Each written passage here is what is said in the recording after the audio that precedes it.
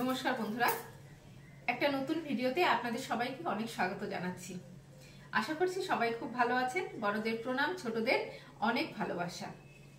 আজকে আমি আমার রান্নাঘরে কয়েকটা বাসন আপনাদের সাথে শেয়ার করব, যে বাসনগুলো ছাড়া রান্নাঘর অসম্পূর্ণ।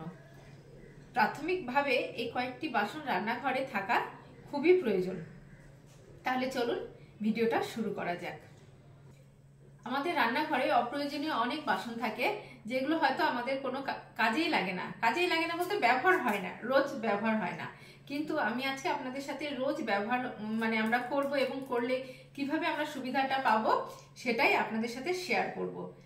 যারা নতুন জায়গায় নতুনভাবে সংসার পাতবেন, অনেক সময় হয় কি, চাকরি সূত্রে, হাজবেন্ডের চাকরি সূত্রে আমরা বাইরে চলে যাই, তো সবসময় তো বাসনপত্র বয়ে নিয়ে যাওয়া সম্ভব হয় না। তো সেখানে তাদের জন্য বা যারা চাকরি করছেন বাইরে একা, কি কি বাসন লাগবে, তো মোটামুটি এই ধরনের কয়েকটা বাসন কিনলেই কিন্তু রান্নাঘরটা পুরো আমাদের আর রান্না করার জন্য কোনো কিছু লাগবে না। এছাড়া খাওয়ার জন্য প্লেট বা থালা, স্পুন, এগুলো তো দরকার, কিন্তু রান্নার জন্য মেন যে রান্না, সে রান্নার জন্য কিন্তু এই বাসনগুলো, এই কয়েকটা জিনিস হলেই যথেষ্ট, আর কোনো কিছুর দরকার নেই। তাদের জন্য আমার এই ভিডিওটা অনেক হেল্পফুল হবে। প্রথমে আমাদের সব থেকে যেটা বেশি প্রয়োজন বাঙালিদের, সেটা হলো হাঁড়ি। ভাত প্রিয় বাঙালির হাঁড়িটা খুব প্রয়োজন। তো যার সংসারে যেরকম প্রয়োজন তার ঠিক ততটা মাপেরই হাঁড়ি লাগবে। তো আমার এটা, তো হাঁড়ির সাথে এরকম একটা ঢাকনা একদম মাপ মতো নিতে হবে, তাহলে ভাতের মাঠটা আমার গালাতে সুবিধা হবে। এরকম সাইজের যেরকম হাঁড়ি থাকে সেরকম মাপের ঢাকনাও পাওয়া যায় হাঁড়ির দোকানে, এবং যে দোকান থেকে হাঁড়ি কেনা হয় সেই দোকানেই ঢাকনাটাও কিনে নেওয়া উচিত সাথে সাথে। তো একটা হাঁড়ি, তারপরে যেটা দরকার সেটা হলো কড়াই। এই যে কড়াইটা আমি একটু মাঝারি সাইজে নিয়েছি, একদমই ছোট না, কারণ খুব কম লোকের রান্না করলেও কি হবে, আমি যদি কম লোকের রান্না করি, আমার খুব একটা লোক বেশি রান্না হয় না রোজ, যদিও আমাদের 3 জনের জন্য, কিন্তু কড়াইটা সেই অনুপাতে একটু বড়। কারণ কি, আমি যখন কড়াইতে কোনো তরকারি ফোড়ন দিই, তো তেলটা না কড়াইয়ের সাইড দিয়ে বেরিয়ে যায় না, এই সাইড দিয়ে অনেক সময় লেগে যায়।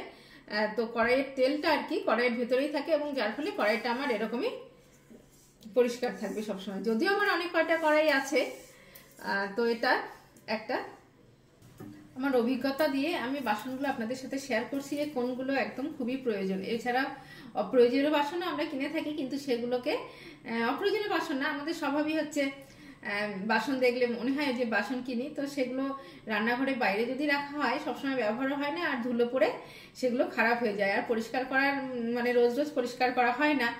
তো যার জন্য এই বাসন কটাই আমি সাধারণত বাইরে রাখি, আর প্রায় সময়ই আরগুলো ভেতরে থাকে। তো আর যেটা দরকার খুবই প্রয়োজনীয়, সেটা হলো এরকম একটা প্যান। এই প্যানের মধ্যে আমি দুধ গরম করতে পারি, চা, তারপরে আপনার জল গরম, সব কাজই হয়। আর এছাড়া যদি মনে হয় যে না, আমি ডাল সেদ্ধ করব, তো সেটাও এই প্যানের মধ্যেই করা যায়। যদি আমরা ভাবি যে প্রেসারে করব না, তো প্যানটা খুবই দরকারি, প্যানের মধ্যে অনেক কিছু হয়ে যায়। এছাড়া যদি কখনো মনে হয় যে না, অল্প একটু আমি ভাত রান্না করব, তো সেটাও কিন্তু এরকম প্যানের মধ্যে করাই যায়, এবং ঢাকা দিয়ে মাঠটা গালাতেও আমাদের সুবিধা হয়, যেহেতু এরকম একটা হাতল আছে। এরপরে যেটা মোস্ট ইউজফুল একটা জিনিস, সেটা হলো প্রেসার কুকার। প্রেসার কুকারটা তাড়াহুড়োর জন্য, তাড়াহুড়ো এতটাই থাকে যে প্রেসার কুকার ছাড়া রান্নাটা আমাদের হবেই না, রোজই আমাদের প্রেসার কুকার চাই। আর প্রেসার কুকার ইউজ করলে আমাদের গ্যাসটাও অনেক সেভ হয়। তো এই প্রেসার কুকার আমার 3 লিটারের, মোটামুটি খুব ছোটও নয়, আবার যে খুব বড় তাও নয়। এই প্রেসার কুকারে খিচুড়ি, ডাল, সব রকম সেদ্ধ সব রকমই হয়, যার ফলে অনেক সময় হয় যে ছোট প্রেসার কুকারে থাকলে অনেকে বলে যে ডাল সেদ্ধ করার সুবিধে, কিন্তু এরকম সাইজে 3 লিটারের একটা প্রেসার কুকারে কিন্তু মোটামুটি ডাল থেকে শুরু করে সবকিছুই, খিচুড়ি, ভাত, মাংস বলুন, সবই এইরকম প্রেসার কুকারে মোটামুটি একটা 3-4 জনের ফ্যামিলির জন্য এনাফ। তো এরকম একটা প্রেসার কুকার, এটা হকিন্সের, এটা অনেকদিন হয়ে গেল ব্যবহার করছি। তারপরে যেটা দেখাচ্ছি, এটা হচ্ছে লোহার কড়াই। এই লোহার কড়াইটা খুব ভারী আছে, এটা আমি বোলপুরে যে পৌষ মেলা হয়, পৌষ মেলা থেকে কিনেছিলাম। তো এই কড়াইটা কিন্তু খুবই কাজের একটা কড়াই। এই লোহার কড়াইতে ভাজা পোড়াগুলো খুব ভালো হয়, লুচি ভাজা, বিশেষ করে লুচি ভাজা, মাছ টাছ এসব কিছু অনেক ভালোভাবে ভাজা যায়। আর না, এই কড়াইতে রান্না করলে খাওয়া, লোহার কড়াইতে মানে রান্না করে খাওয়া স্বাস্থ্যের জন্য অনেক উপকার। তো অনেক সময় বেগুন দিলে একটু তরকারিতে যদি বেগুন থাকে তাহলে তরকারি কালারটা একটু অন্যরকম আসে, একটু কালচে কালচে টাইপের হয় যেহেতু লোহার, কিন্তু খেতে খুব ভালো হয় এবং টেস্টিও হয়। তো লোহার কড়াইটাও আমি প্রায় সময়ই ব্যবহার করে থাকি। তারপরে যেটা দেখাচ্ছি সেটা হলো একটা তাওয়া। এই তাওয়াটা ননস্টিকের তাওয়া, এছাড়াও আমার আরও তাওয়া আছে, তো এখন আমি এই ননস্টিকেরটাই ইউজ করছি। তো এটা সামনে আছে তাই আমি আপনাদের সাথে শেয়ার করছি। ননস্টিকের তাওয়াটা রুটি ভাজার জন্যই দরকার। যদিও আমি একটা কথা বলছি যে ননস্টিকের বাসনপত্র কিন্তু বেশি ইউজ করা ভালো না, কিন্তু কখনো কখনো আমাদের প্রয়োজন হয়ে যায়। এছাড়া অল্প তেলে যদি কিছু রান্না করতে হয় তো সেটা না সহজে চিপকায় না আর কি। কড়াইতে কিন্তু একটু তেলটা কম দিলে পরে সেটা একটু চিপকানোর ব্যাপার থাকে। আর একটা দরকার যেটা, সেটা হলো হটপট। হটপটে রাখলে রুটিটা গরম থাকে, কিছুক্ষণ ভালো থাকে।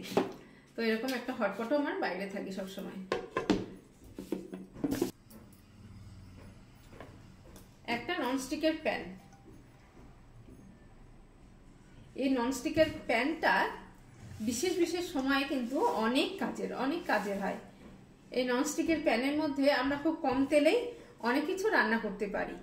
এর একটা মাপ মতো একটা ঢাকাও দেওয়া আছে, ঢাকা দিয়ে এখানে খুব কম তেলে মাছ ভাজা থেকে শুরু করে সবকিছুই হয়। আর যেহেতু এটা বেশ খানিকটা ছড়ানো, তো বেশ অনেকগুলো আর কি মাছ বা এগুলো দিয়ে সুন্দর করে রান্না, মানে বড় সাইজের যদি মাছ থাকে তো সেটাও কিন্তু এখানে এঁটে যায় এবং ভালোভাবে সেটা ফ্রাই হয়ে যায়।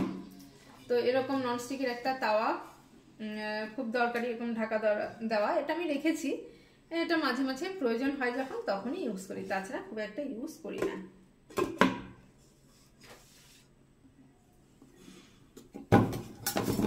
আমাদের এখন তো আমরা সবাই মিক্সি ইউজ করি, আর তাছাড়া মিক্সি ছাড়াও এরকম ছোট সাইজের একটা হামালদিস্তা সবসময় আমি কাছে রাখি। কারণ কি, যদি কখনো আদা বা কোনো একটু লঙ্কা এসব কিছু একটু থেতো করতে হয়, বা হালকা করে যদি শুকনো লঙ্কা আমি টেলে নেই কড়াইতে, তাহলে সেই শুকনো লঙ্কাটা ভাঙতেও কিন্তু এই হামালদিস্তাটা অনেক কাজে দেয়। বা ধরুন কোনো সময় আপনি একটু এলাচ বা দারচিনি এগুলো একটু হালকা থেতো করে নিতে চাইছেন, তো খুব সুন্দরভাবে এটা হামালদিস্তায় হয়ে যায়। প্লেন যাচ্ছিল, সেই আওয়াজটা রেকর্ড হয়ে গিয়েছে, অসুবিধা হলে ক্ষমা করবেন। এরপরে কয়েকটা হাতা খুন্তি, আমাদের বিভিন্ন ধরনের আমাদের তরকারি মানে সার্ভ করার জন্য হাতা দরকার। তো সেরকম মাপের হাতা আছে, যেমন এটা দিয়ে ডাল সার্ভ করা বা দুধ বা এই ধরনের লিকুইড, মানে যেগুলো আর কি তরল জাতীয় খাবার, সেটা এটাতে খুব ভালো হয়। এছাড়া তরকারি দেওয়ার জন্য তো এগুলো আছেই। আর একটা আছে যেটা হচ্ছে চিমটি। এই চিমটিটা কিন্তু খুব প্রয়োজন। এই চিমটেটা দিয়ে আমরা রুটি থেকে শুরু করে অনেক কিছুই, মানে অনেক কাজে এটা ব্যবহার করতে পারি। এছাড়া মিষ্টি বা কোনো ভাজা, যেটা হাত দিয়ে ধরুন ধরতে ইচ্ছে হচ্ছে না, তো তখন বেগুন ভাজা হোক বা কোনো পকোড়া হোক, হ্যাঁ, তো সেটা এই চিমটেটা দিয়ে খুব সহজেই দেওয়া যায়। আর একটা দরকার, সেটা হলো এই সাঁড়াশিটা। আমি কড়াইটা দেখেছিলাম, কিন্তু কড়াইয়ের সাথে আমি সাঁড়াশিটা দেখাইনি। কড়াইটা ধরার জন্য, গরম কড়াই ধরার জন্য এটা সাঁড়াশিটা খুবই দরকারি। আর একটা জিনিস আছে, সেটা হচ্ছে এই যে গ্রেট করার জন্য, আদা গ্রেট করার জন্য এটা সবসময় আমার হাতের কাছেই থাকে। আর চা, এখন তো শীতকাল পড়েই গেছে, তো চায়ের মধ্যে যদি আমরা লিকার চা বা যে কোনো চায়ে আদাটা দিই, মশলা চা বলুন, দুধ চা বলুন, যেটাই করি না কেন, একটু আদা দিলে ফ্লেভারটা ভালো আসে, খেতেও ভালো লাগে। তো আদা গ্রেট করার জন্য এটা চাই, এটা খুবই ইউজফুল একটা জিনিস। আমরা যদি কোনো সময় মানে গুঁড়ো মশলাতেই ধরুন তাড়াহুড়ো করে রান্না করছি, তো আদাটা বা পেঁয়াজটা একটু দিতে হবে, তো আমরা কিন্তু এটাতে সুন্দরভাবে এভাবে গ্রেট করে নিয়ে আমরা তরকারিতে দিতেই পারি। আর একটা দেখো, ঠিক এরকম আমরা অনেক সময় বাঁধাকপি বা লাউ আমাদের কাটতে অসুবিধে হয়, তো সেক্ষেত্রে এই জিনিসটা হলে খুব সুবিধে হয়। এই যে বড় বড় এই সেগুলো আছে, ব্লেডগুলো, এই যে গোল গোল, এখানে লাউ, বাঁধাকপি এগুলো খুব সুন্দরভাবে ঝিরিঝিরি হয়ে ঘষলে বেরিয়ে আসে। মূলো বা যা কিছু আমরা যদি কোনো কিছু ওরকম মানে ঝিরিঝিরি করে কাটতে চাই, তো সেক্ষেত্রে খুবই দরকার। এখানে আছে চিপস কাটার জন্য, এটা পাতলা পাতলা হয়ে বেরোবে, তো তো এটা আমার আগে ছিল না, এটা নতুনই কিনেছি। আর এই বাসনটা এত দরকারি, মানে সকালে উঠেই আগে এটা লাগবে, তরকারি কাটার থেকে শুরু করে মানে এটারই খোঁজ সকালবেলা আগে পড়ে।